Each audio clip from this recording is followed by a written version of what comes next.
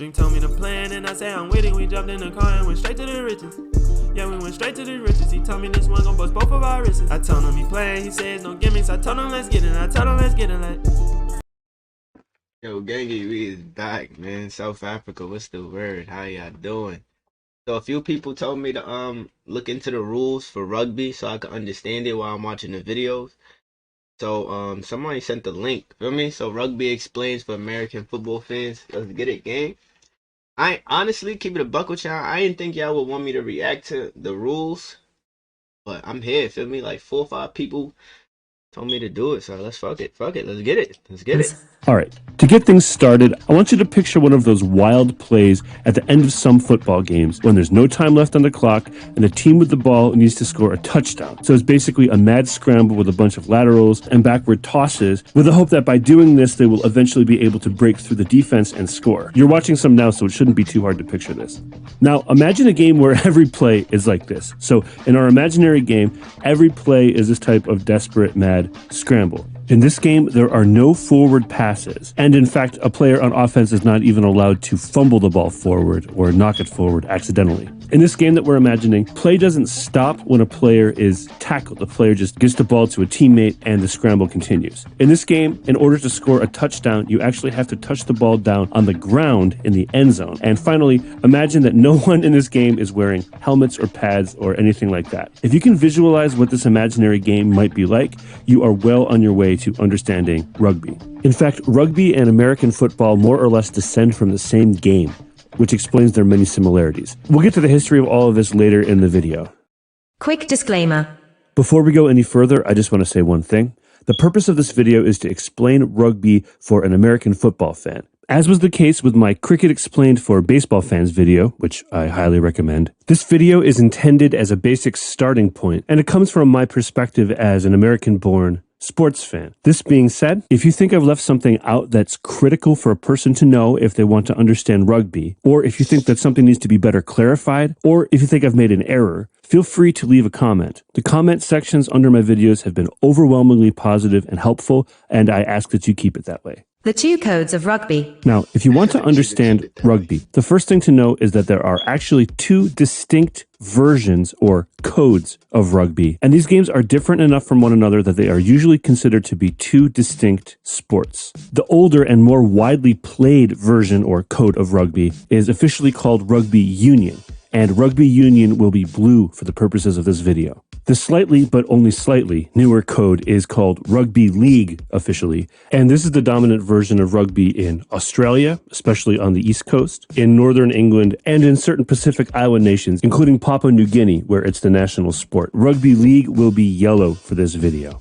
Each of these games generally goes by the simple name rugby when it's being played, and sometimes they use the even more generic term football. So it's important to know which version of rugby you're watching, because again, they are different enough from one another that they are essentially different sports. Now, in the United States, the predominant form of rugby is rugby union, and this is the game that most people are referring to when they just say rugby. And again, this is also the case internationally for the most part. Rugby league is much less common in the United States. In fact, Wikipedia says that there are only about 700 registered players in the US. However, international rugby league matches are shown regularly in the US by at least one cable network, Fox Soccer Plus. So for some people in the United States, rugby league might be the only version of rugby that they have available to them on television. Because of this, and because I know this channel has an international following, and also because you might go to Australia and want to watch rugby and need to know what's going on, we're going to be covering both versions of rugby in this video.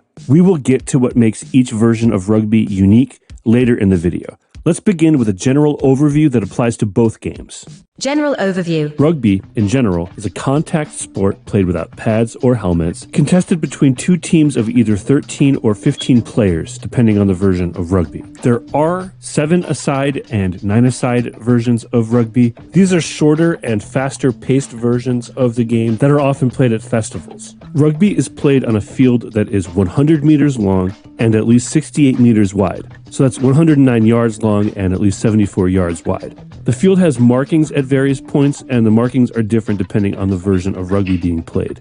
These markings do have some significance within each game, but on the most basic level, the markings on the field are your best clue as to whether you're watching rugby union or rugby league. Regardless of the version of rugby being played, the center line on the field is called the halfway line, and the goal lines are called the try lines. At each end of the field is an in-goal area, which is what we would call the end zone. The in-goal areas have a set of uprights that are called goals, and the out-of-bounds area is called touch. So where we would say the ball went out of bounds, they would say it went into touch, or that it's in touch.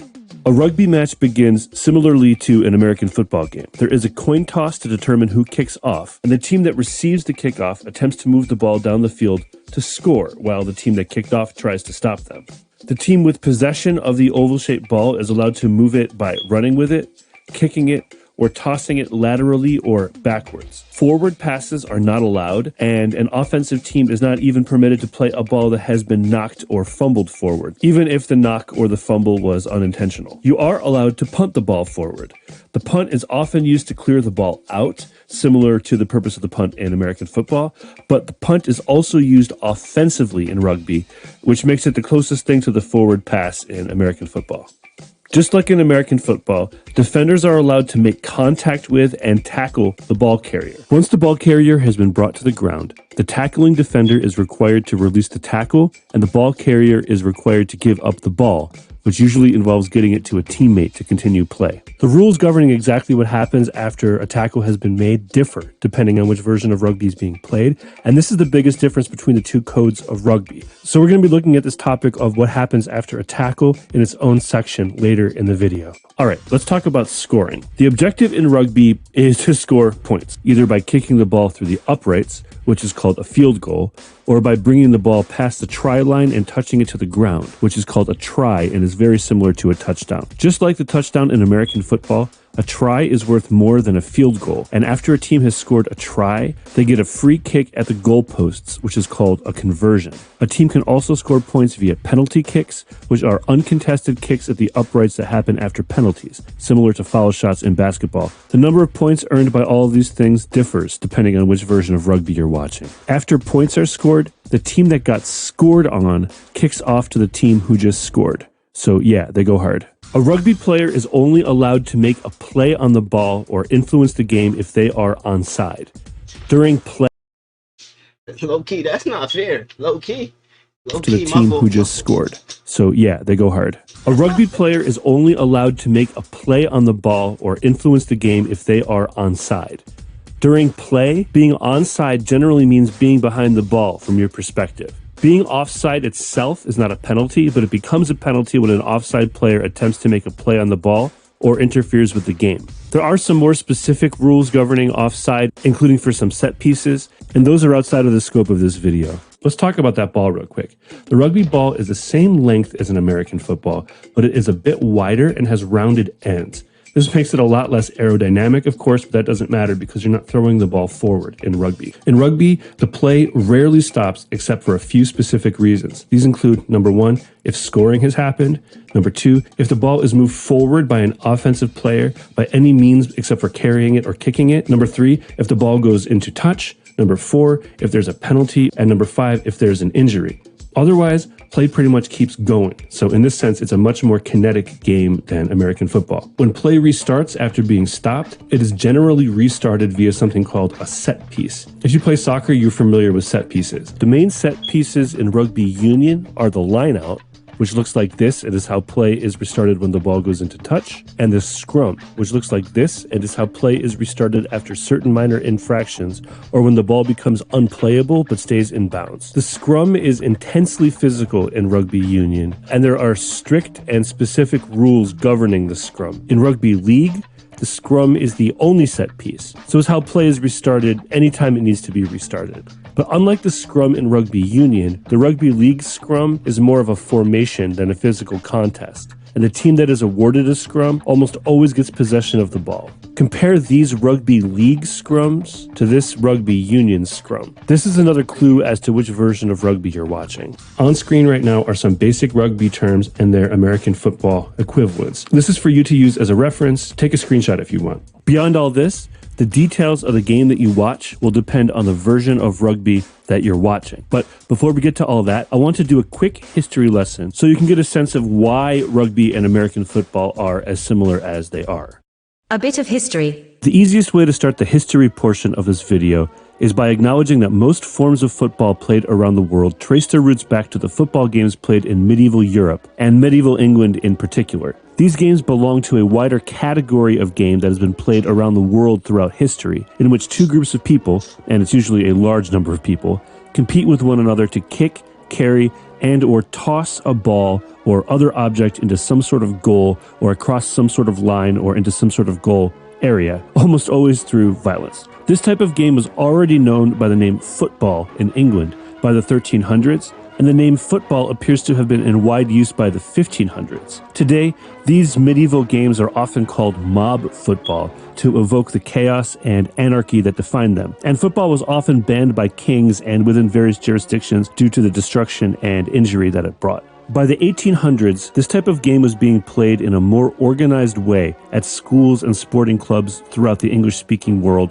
including the United States and Canada. Up until the mid-1800s, each school or club played by its own rules, and these rules could differ greatly. So when schools played against one another, they had to agree on the rules of each individual match. Eventually, standard forms of football developed, and the first one to catch on widely was a version played at the rugby school in England. This is the game that the modern forms of rugby descend from, and it was the version of football that directly inspired what we now call football in America. McGill University in Montreal was the first North American school to base their rules on rugby rules, which had been brought to Canada by British soldiers. Harvard University's football team then learned this version of football during a series of matches between the two schools in 1874. Rugby-style football soon spread to other universities, including Princeton, Yale, Tufts, Columbia, and the University of Michigan, and quickly became the most popular form of football in the United States. In fact, for the first few decades of American football, the terms rugby and football seem to have been used interchangeably, and when we look at the rule books from the time, we see that early American football resembled rugby much more closely than what we would identify as American football today. And even though American football has evolved into its own distinct sport, there are still some vestiges of its roots as what you could call a variation on rugby football. For example, we still call this a touchdown, even though we are long past the point where a player has to actually touch the ball down on the ground to score as they do in rugby. All right, I hope knowing that bit of history helps put everything into context. Let's go on now and talk about the most significant difference between the two codes of rugby. The biggest difference between rugby union and league. As you could tell from the general overview, the two codes of rugby share a lot in common, and the majority of their differences are easily explained. And this makes sense because up until 1895, there was only one code of rugby. The split happened because a group of teams in northern England felt that they were being overlooked by the London-based Rugby Football Union, and also because they wanted to get paid. It seems unthinkable today, but the idea of a full-time professional athlete is actually a relatively new thing. And this topic is interesting enough that it probably deserves its own video. So let me know in the comments if you would be interested in that video. Anyway, so in 1895, that group of teams in Northern England created their own governing organization, which eventually became known as the Rugby Football League. And the two codes of rugby began evolving independently of one another.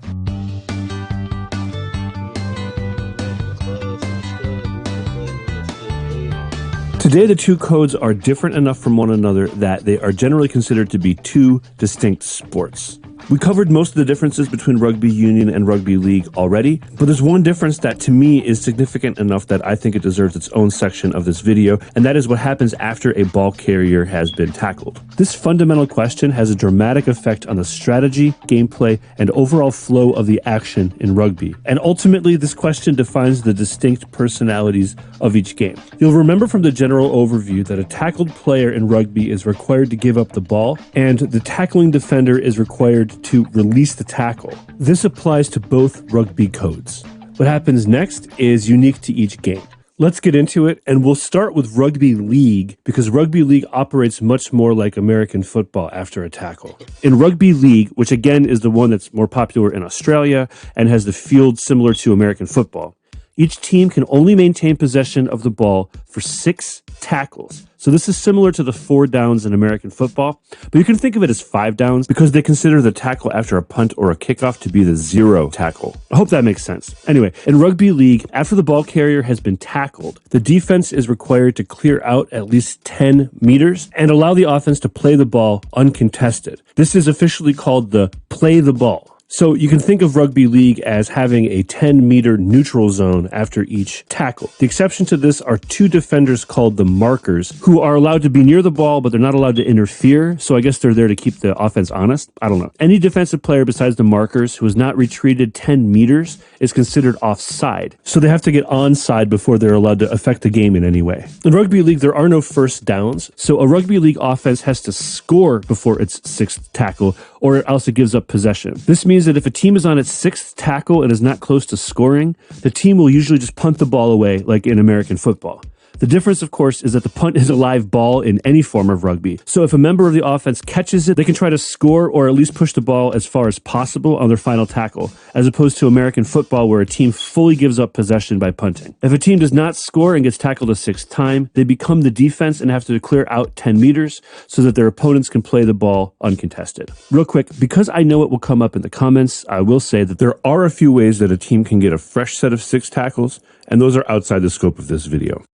All right, now we're going to talk about what happens after a tackle in rugby union. In rugby union, the ball is always live and it's always able to be contested. So in rugby union, there's no concept of uncontested possession or downs. And there's no limit to the number of times an offense can be tackled while they have possession of the ball. If the ball carrier is tackled in rugby union and the defender is able to get to the ball before the offense, it's a turnover, which is pretty good on the defender. Because of this possibility, there's almost always a teammate of the ball carrier ready to receive the ball after a tackle. And the defense often doesn't try to contest this handover. But it's also common for the defense and the offense to both engage over the ball after a tackle, which creates a situation called a ruck. The ruck is a vocabulary term and is an official thing in rugby. Once the referee announces a ruck has formed, there are strict rules governing what is allowed to happen to keep things from becoming a violent free-for-all. For example, players are required to remain on their feet during a ruck, and players can only join the ruck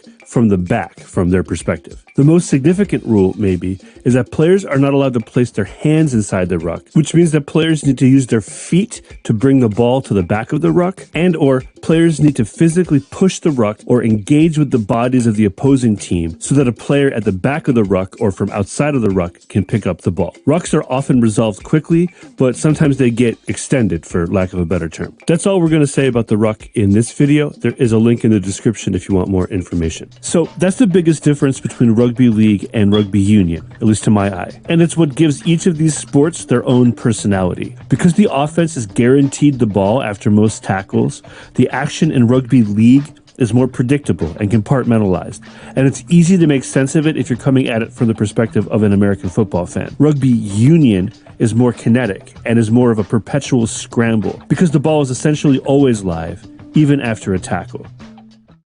Recommendations and final comments. All right, so now that you've got the basics of rugby in your mind, I recommend following this video up by watching a couple matches. If you'd like to start out with a rugby league match, which might be the better place to start just because it's more similar to American football, I highly recommend the 2015 grand final between the Brisbane Broncos and the North Queensland Cowboys of Australia's National Rugby League, which is basically the Australian Rugby Super Bowl. It's available for free on YouTube. If you'd like to follow up with the rugby Yeah, I like rugby union better. For me, I like the scramble. I mean, I don't like the six tackles and shit like that. Then you gotta punt, give up the. I don't like that one. I like the scramble. But yo, gang, for me, I'm about to go watch South Africa and I think Ireland. That just dropped like 4 days ago. I'm about to watch that for me. Hit the like button, hit the subscribe button, drop some new videos in the comments. You know the vibes, gang. You give life a new meaning when you dreaming. It's your boy Dream. I'm out here, gang. Fake niggas, we don't do those. Fake niggas, we don't do those. Heart cold, heart